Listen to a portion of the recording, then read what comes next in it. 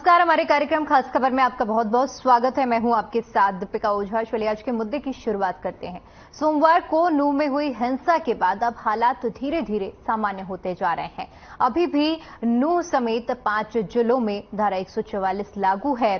साथ ही साथ हरियाणा के गृह सचिव के आदेशों के बाद 5 अगस्त तक नूह, फरीदाबाद, पलवल जिले के अलावा गुरुग्राम जिले के उपमंडल सोहना, पटौदी, मानेसर में 5 अगस्त तक इंटरनेट सेवाओं को बंद किया गया है। इसी के साथ ही हिंसा प्रभावित इलाकों में पैरामिलिट्री की 20 कंपनियों की तैनाती की गई है और साथ ही राज्य सरकार ने केंद्र सरकार से अतिरिक्त बल की मांग की है। वहीं हिंसा मामले में प्रदेश सरकार ने एक्शन लेना भी शुरू कर दिया है। पुलिस ने अब तक 116 लोगों को गिरफ्तार किया है। इसके साथ ही 60 से ज्यादा लोगों को हिरासत में लेकर पूछताछ भी की जा रही है। उधर सीएम ने बयान देते हुए कहा कि सरकार इस हिंसा के किसी भी दोषी को नहीं बख्शेगी। इस दंगे को अंजाम देने वाले ही नुकसान की भरपाई करेंगे। वहीं विपक्ष भी इस घटना को लेकर पूरी तरह से हमलावर नजर आ रहा है। सोमवार को नूह में हिंसा हुई थी, जिसके बाद पूरी तरह से माहौल खराब हो चुका था, लेकिन अब धीरे धीरे हालात सामान्य होते जा रहे हैं। हालांकि अभी भी नूह समेत 5 जिलों में धारा 144 लागू है और साथ ही साथ इंटरनेट सेवाओं को भी 5 अगस्त तक के लिए बंद किया गया है।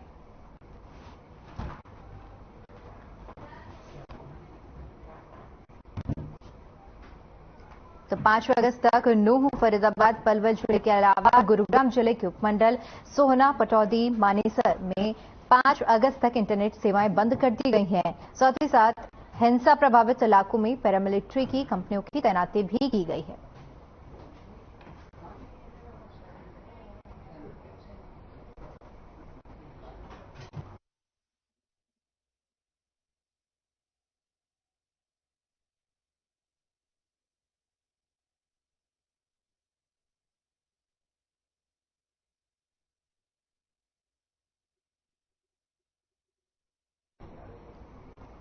वहीं इसी मुद्दे पर चर्चा करने के लिए हमारे साथ अलग अलग जगह से हमारे रिपोर्टर जुड़े हुए हैं। चंडीगढ़ से हमारे संवाददाता ओपी शर्मा हमारे साथ जुड़े हुए हैं, गुरुग्राम से गुंजन जोशी और फरीदाबाद से मोनू पांचाल। चर्चा की शुरुआत सबसे पहले ओपी आपके साथ करना चाहूंगी। किस तरह की अभी, क्योंकि जिस तरह से नूह में हिंसा हुई है उसके बाद प्रशासन पूरी तरह से अलर्ट मोड पर भी नजर आ रहा है, अब किस तरह के हालात देखने को मिल रहे हैं, क्योंकि 2 दिन बीत चुके हैं हिंसा को हुए?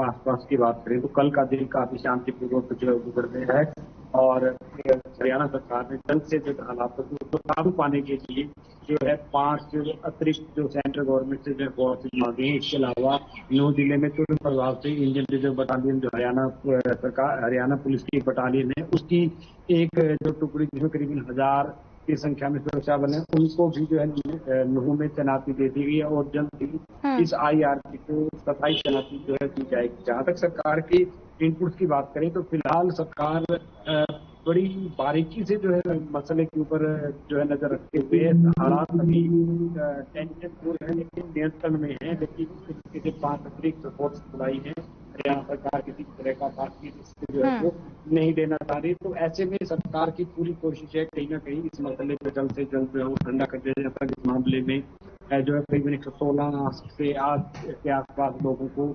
गिरफ्तार करके उनके खिलाफ FIR दर्ज की थी। वहीं 90 लोगों को एहतियातन शक के आधार पर हिरासत में लेकर उनसे पूछताछ जो की जा रही है। तो सरकार चाहती है कि जल्द से जल्द ये मामला किसी भी तरीके से जो है शांत हो। तो देखते हैं कि सरकार आगे भविष्य में किस तरह की और कदम उठाती है ताकि मामला जल्द शांत हो। जी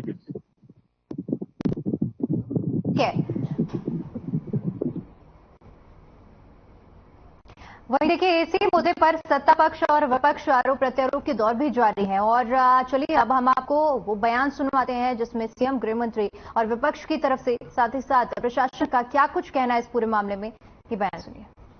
देखिए, जैसे हमको जानकारी है कि नूह की जो एक दुर्भाग्यपूर्ण दर्दनाक जो घटना हुई, उस घटना में काफी बड़ी मात्रा में नुकसान हुआ और अभी तक की जानकारी में 6 लोगों की मृत्यु हुई है, 2 होमगार्ड के लोग हैं, 4 सिविलियंस हैं और अनेकों घायल हुए हैं जो नल्लड़ हॉस्पिटल में, मेदांता हॉस्पिटल गुरुग्राम में, अन्य अस्पतालों में दाखिल हैं, जिनकी देखरेख उपचार किया जा रहा है। से नियंत्रण में है।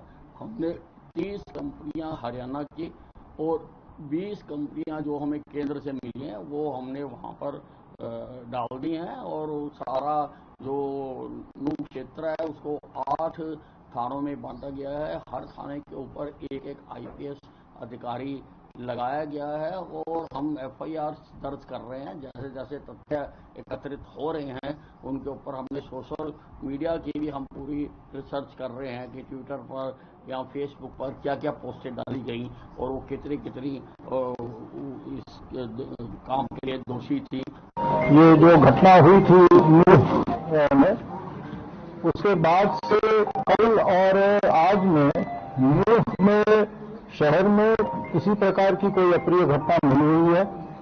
कोई आगजनी की, कोई और तोड़फोड़ की, कोई हिंसा की वारदात वहां रिपोर्टेड नहीं है। इस संदर्भ में अब तक वहां पर 41 FIR दर्ज हो चुके हैं और 116 लोगों को अरेस्ट किया गया है।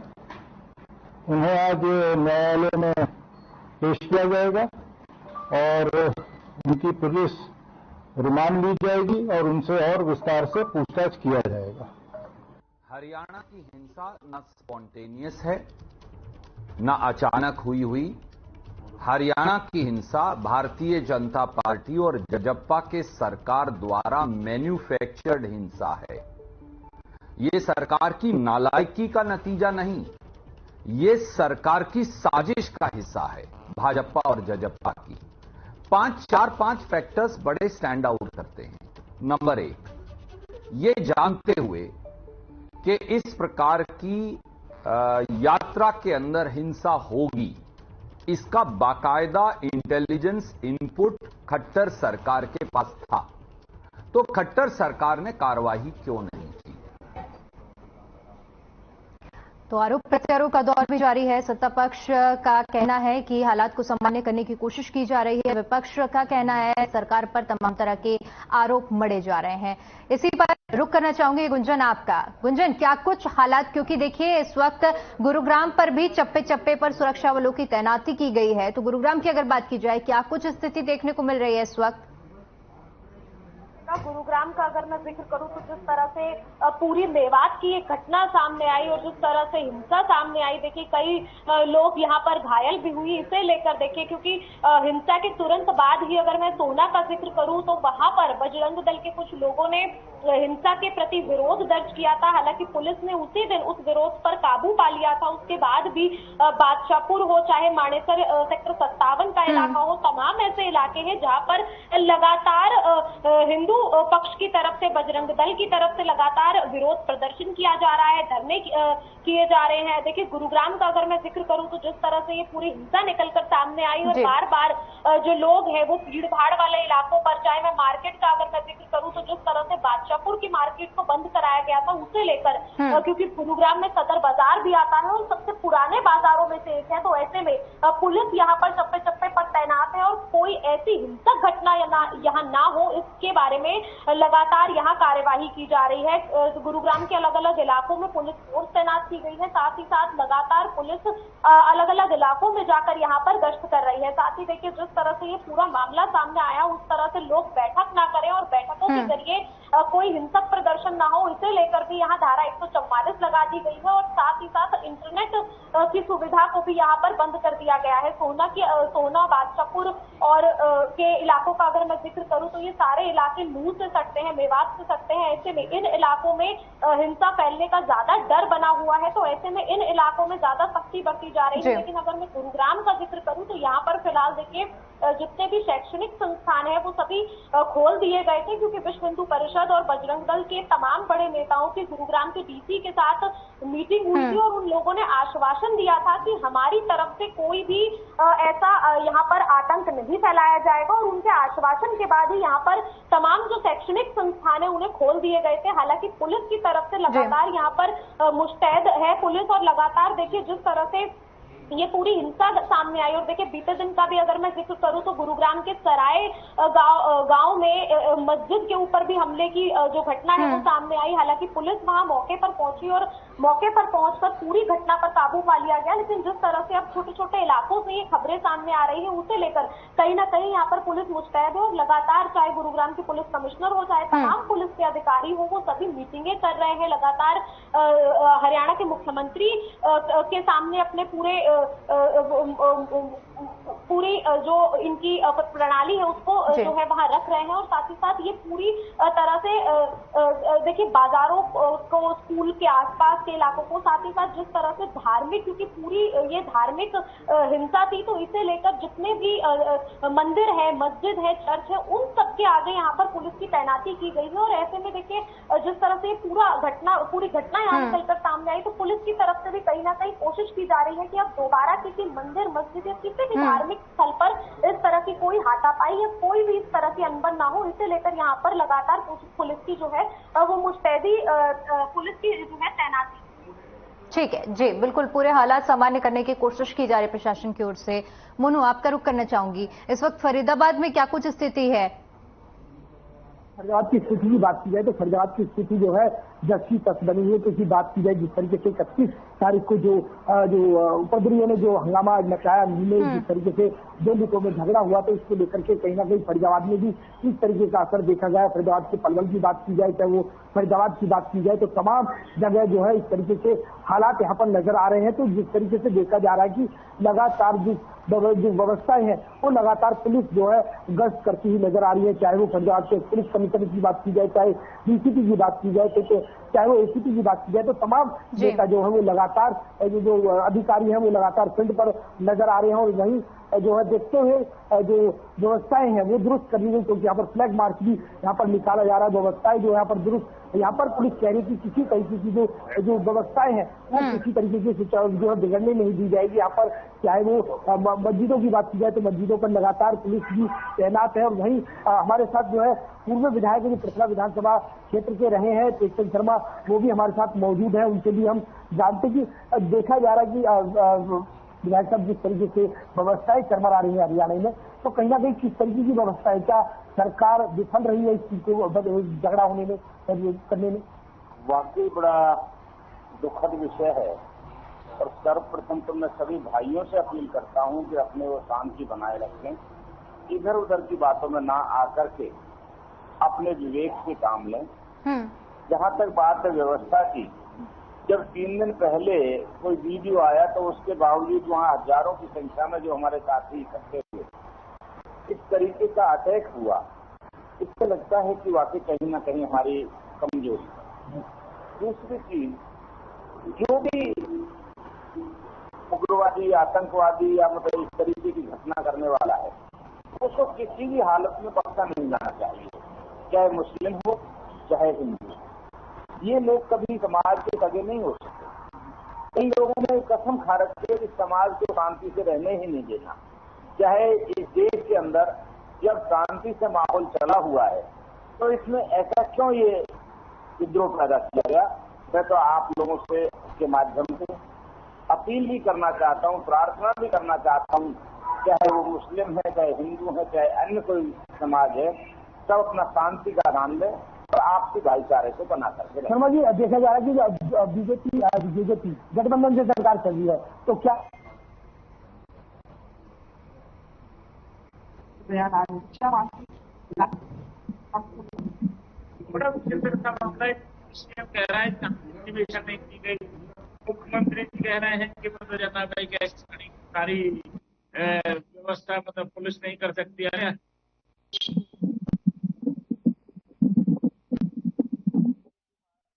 टेंडर में एक भी दंगा नहीं हुआ, ये कमाल की बात है। इस पर राजनीति नहीं करनी चाहिए और इसमें जो हानि हुई है उसको सख्त से सख्त कार्रवाई करके उनसे रिकवरी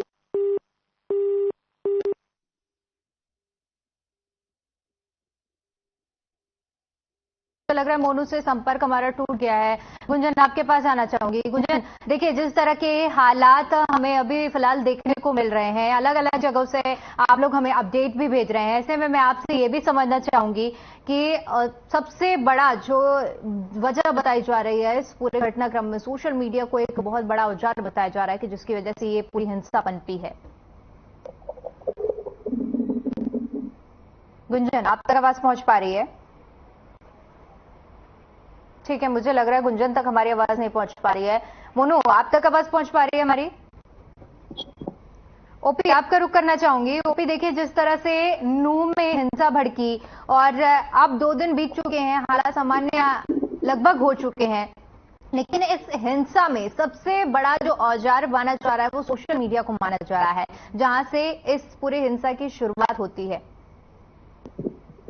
देखिए दीपिका, अगर खुद मुख्यमंत्री मनोहर लाल की कल की बात करें तो उनका खुद का कहना था कि सोशल मीडिया के जरिए कहीं ना कहीं मामला बिगड़ा है और हरियाणा सरकार ने पिछले 1 हफ्ते के दौरान जो है वो जी हाँ जी आवाज आ रही है भाई?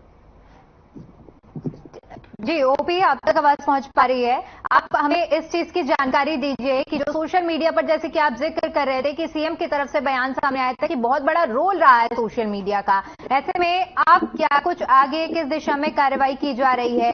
सोशल मीडिया पर किस तरह की गाइडलाइन जारी की गई है? क्या रोक लगाए जा रहे हैं?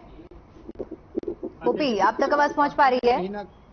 वाकई में कहीं ना कहीं अगर हम सोशल मीडिया की बात करें तो इस पूरे मामले को बिगाड़ने में सोशल मीडिया का भी एक जो है बड़ा रोल रहा है। खुद मुख्यमंत्री मनोहर लाल ने भी इसकी बात को माना है, क्योंकि सोशल मीडिया के अंदर कोई गेट कीपिंग नहीं होती। यहाँ पर सूचनाओं को डिफाइन करना या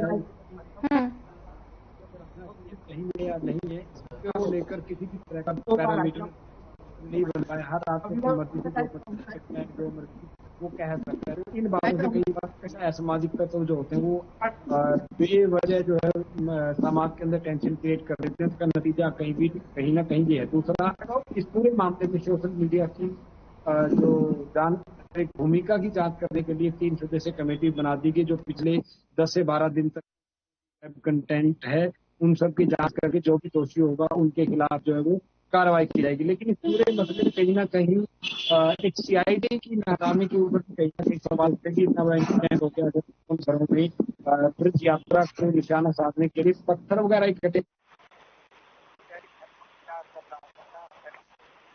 जिला प्रशासन को सूचना समय रहते नहीं दी। अगर उनको दी तो उन्होंने क्या कार्रवाई की? साथ में सवाल ये भी उठता है कि जो लोकल सीआईडी था उसने अपने मुख्यालय को क्या रिपोर्ट भेजी और उसके बाद वहां से वो रिपोर्ट किस तरीके से उस पर एक्शन नहीं हुआ या उनको रिपोर्ट भेजी ही नहीं। ये कुछ ऐसी बातें जिनको लेकर मुख्यमंत्री का कहना है कि इन सभी मामलों की जो गहराई से जो जांच करवाई जाएगी, क्योंकि सीआईडी की ही जिम्मेवारी होती है जो एक प्रदेश या देश के अंदर किस तरीके से जो एक माहौल या भाईचारा या सद्भाव का जो भी मामला बिगड़ रहा है उसको लेकर जो है वो कहीं ना कहीं उसकी जिम्मेवारी होती है। लेकिन इस मामले में जो है सीआईडी और सोशल मीडिया दोनों की कहीं ना कहीं संदिग्ध भूमिका दिखाई दे रही है। अगर मोनू मानेसर राजस्थान के अंदर मोस्ट वांटेड है, तो जो है जुनैद नासिर केस में पुलिस ढूंढ रही है, लेकिन वो गायब, इसके बावजूद वीडियो मैसेज भेजता है और सभी से यात्रा में शामिल होने की जो है वो कहीं ना कहीं अपील करता है। तो सवाल ये भी उठता है कि क्या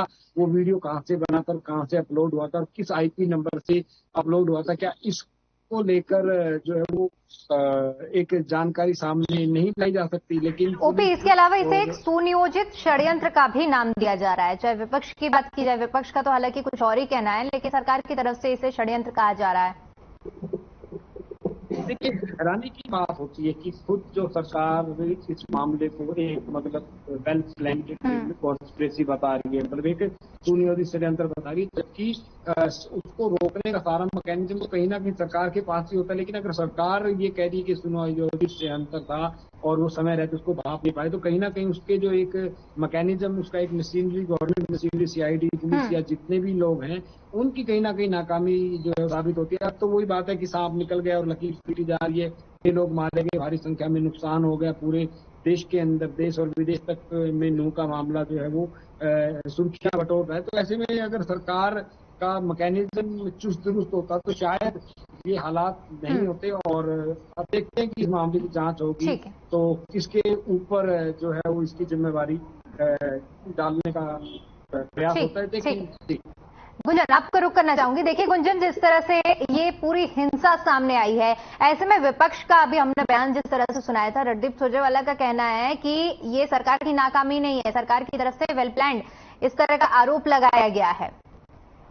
और बिल्कुल देखिए रबिका, जिस तरह से ये पूरा मामला सामने आया है, कहीं ना कहीं विपक्ष अब जमकर सरकार का विरोध कर रहा है, क्योंकि देखिए पूरी घटना जिस तरह से सामने आई। अब अगर मैं विपक्ष का जिक्र करूं, यहाँ पर देखिए विश्व हिंदू परिषद, बजरंग दल और तमाम जो हिंदू संगठन है वो खुद सरकार का विरोध कर रहे हैं, क्योंकि 4 से 5 घंटे बाद जिस तरह से कार्यवाही की गई, उसके बाद मुख्यमंत्री का लेख बयान आया, उसके बाद गृह मंत्री की प्रतिक्रिया इस पूरे मामले पर काफी देर से सामने आई। इसे लेकर अब कहीं ना कहीं विपक्ष जमकर हमला बोल रहा है। और देखिए जिस तरह से अब 2024 के चुनाव भी नजदीक आ रहे हैं, तो ऐसे में कहीं ना कहीं ये घटना एक बड़ी घटना यहाँ साबित होती है, क्योंकि जो पहले से ही हम देखते हैं कि चुनावों को लेकर आरोप प्रत्यारोप का दौर चल रहा था। इसी बीच मेवात में ये जो हिंसक घटना सामने आई है, उसके बाद कहीं ना कहीं जो सरकार है वो लगातार विरोध कर रही है। कांग्रेस के कई बड़े नेता लगातार इसका विरोध कर चुके हैं, मुख्यमंत्री पर सीधे सवाल कर चुके हैं, गृह मंत्री पर निशाना साध चुके हैं। इसके साथ ही अगर मैं आम आदमी पार्टी का भी जिक्र करूं तो देखिए पूरी घटना, क्योंकि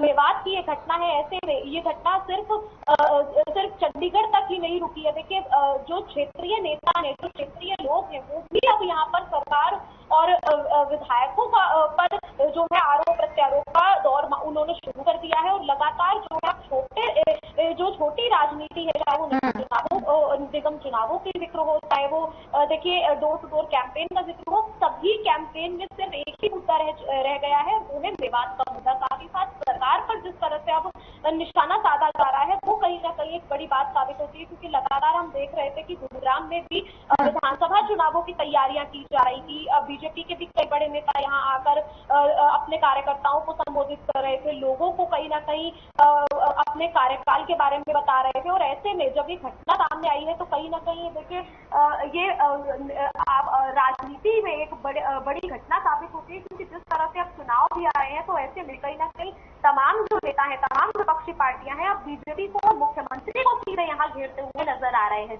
जी ठीक है मोनू, देखिए जिस तरह से मेवात में हिंसा होती है और उसका असर देखिए गुरुग्राम में भी देखने को मिलता है, फरीदाबाद में भी देखने को मिलता है। देखिए मैं आपको जो है बीते रात की बात की जाए तो बीते रात में जो है फरीदाबाद के गांव की जो कैली गांव की मस्जिद है, उस मस्जिद में भी जो है कुछ शरारती तत्वों ने जो है जो पेट्रोल बम बना करके मस्जिद में फेंकने का यहाँ पर जो है उन्होंने यहाँ पर आगजनी करने की कोशिश करी, लेकिन जिस तरीके से सूझबूझ से वहाँ के लोगों ने जो है उनका जो है वो सीसीटीवी में उनकी हरकतें जो है वो कैद हो गई, तो कहीं ना कहीं पुलिस मुस्तैद होती हुई नजर आई और उनमें से जो है 2 आरोपियों को गिरफ्तार कर लिया है। वहीं गन्नौर की बात की जाए तो गन्नौर में कुछ जो शरारती तत्व हैं, तो 10 से 12 लोग जो है लाठी डंडों से जो है वो मार्केट में घूमते हुए नजर आए। तो इस तरह की जो फरीदाबाद की जो पुलिस प्रशासन है वो लाभ आदेश करके ऐसी व्यवस्थाएं बिल्कुल दुरुस्त है, लेकिन यहाँ पर कहीं ना कहीं जो हल्के फुल्के जो दंगे हैं वो कहीं ना कहीं सामने नजर आ रहे हैं। क्योंकि पलवल की बात की जाए, पलवल से सटा हुआ फरीदाबाद है, दिल्ली से सटा हुआ फरीदाबाद है। फरीदाबाद की बात की जाए तो फरीदाबाद के बॉर्डर पर जो है कुछ लोगों ने जो है वहां पर रोड को जाम कर दिया, वहां पर नारेबाजी की, वहां पर हंगामा किया। तो इस तरीके की चेतावनियां यहाँ पर जरूर की जा रही है, क्योंकि कुछ बात नहीं, कुछ टाइम पहले जो है अटाली में भी बहुत बड़ा दंगा फैला था, अटाली गाँव में भी वहां पर जो है पुलिस फोर्स यहाँ पर लगा दी गई है। तो इस तरीके से हालात जो है कुछ चरमराए हैं, क्योंकि जिस तरीके से सरकार ने जो जो नेट सेवा है जो बंद करने की बात यहाँ पर कही है, तो कहीं ना कहीं जो व्यवस्थाएं हैं वो चरमराती हुई नजर आ रही है, क्योंकि जिस तरीके से नेट बंद चालू कर दिया तो व्यवस्थाएं और ज्यादा गरमा सकते कई दंगे फैल सकते, तो इसको लेकर के कहीं ना कहीं पुलिस ने संवेदनशील इलाकों जिलों को देखते हुए कहीं ना कहीं नेट जो है वो पूरे हरियाणा में जो है बंद कर दिया गया है। यानी कि 5 तारीख तक जो है नेट सेवा बिल्कुल पूरी तरीके से बंद रहेगी। जी ठीक है ओपी, देखिए 2024 के चुनाव काफी ज्यादा नजदीक हैं, ऐसे में चाहे विधानसभा की बात की जाए या फिर लोकसभा चुनाव की बात की जाए, इस तरह की हिंसा का क्या कुछ असर देखने को मिल सकता है इन चुनावों में? देखिए दीपिका, हालांकि चुनाव पे क्या फर्क पड़ेगा तो नतीजे आने के बाद पता लगेगा, लेकिन हाँ, इस तरह की घटनाएं जो चुनाव से पहले होती है, सांप्रदायिक घटनाएं, ये कहीं ना कहीं समाज के अंदर जो वोटरों का ध्रुवीकरण है उसकी तरफ जो इशारा करती है। क्योंकि एक वोट सोचता है कि अमुक पार्टी की सरकार ही हमारा भला कर सकती है, तो उस तरफ चले जाते हैं। दूसरे सोचते हैं कि हमारा जो है वो सरकार, उस पार्टी की सरकार हमारा भला कर सकती है, तो वो वहीं चले जाते हैं। ऐसे में इस तरह की जो घटनाएं होती हैं उससे जो है सामाजिक सुरक्षा, एक सामाजिक सद्भाव की जो एक खौफ लोगों के मन में पैदा होता है, वो कहीं ना कहीं आम आदमी के जो जरूरी बुनियादी मुद्दे होते हैं उनको सेकेंडरी मतलब गौण कर देता है। बेरोजगारी, महंगाई, इस तरह की मुद्दे होते हैं, एक आम आदमी का ध्यान उनसे हट जाता है, उनसे मुख्य सिक्योरिटी जाता है, क्योंकि उनको होता है कि जान है तो जहान है। तो इसी पैटर्न पे काम करते हुए कहीं ना कहीं जो कुछ वोटरों का विभाजन हो जाता है, वोटर अभी से अपना मन बना लेता है कि हमें किस पार्टी को जो है वोट देना और किस पार्टी का हमें विरोध करना है, वो मन से ही चलता है। हालांकि वो आखिरी तक बोलता कुछ नहीं है, जब पोलिंग बूथ पर जाता है तो वो अपना फैसला जो है वो एग्जीक्यूट कर देता है। तो कहा जा सकता है कि इस तरह की घटनाएं जो है कहीं ना कहीं वोटों के पोलराइजेशन की तरफ मदद करते हैं, लेकिन कितना पोलराइजेशन होता है और कितना नहीं होता है ये वक्त बताएगा। हालांकि अगर हम गुरुग्राम सीट की बात करें तो वो बीजेपी की जो पक्ष में है, फरीदाबाद की बात करें तो वो भी बीजेपी पक्ष में। अब देखते हैं कि जो वर्तमान हालात होते हैं और इसका जो अगले साल मार्च अप्रैल में जो लोकसभा चुनाव होंगे उसके ऊपर कितना असर होता है। जी ठीक है, आप तीनों का बहुत बहुत शुक्रिया हमारे साथ जुड़ने के लिए और तमाम जानकारी के लिए। तो नूह में हुई हिंसा के बाद अब हालात सामान्य होते जा रहे हैं। साथ ही साथ एहतियात के तौर पर अभी भी धारा 144 लागू की गई है और इंटरनेट सेवाओं को 5 अगस्त तक के लिए बंद किया गया है ताकि सारी चीजें, स्थिति पूरी तरह से शांतिपूर्ण बनी रहे। फिलहाल के लिए खास खबर में इतना ही। मुझे दीजिए इजाजत। नमस्कार।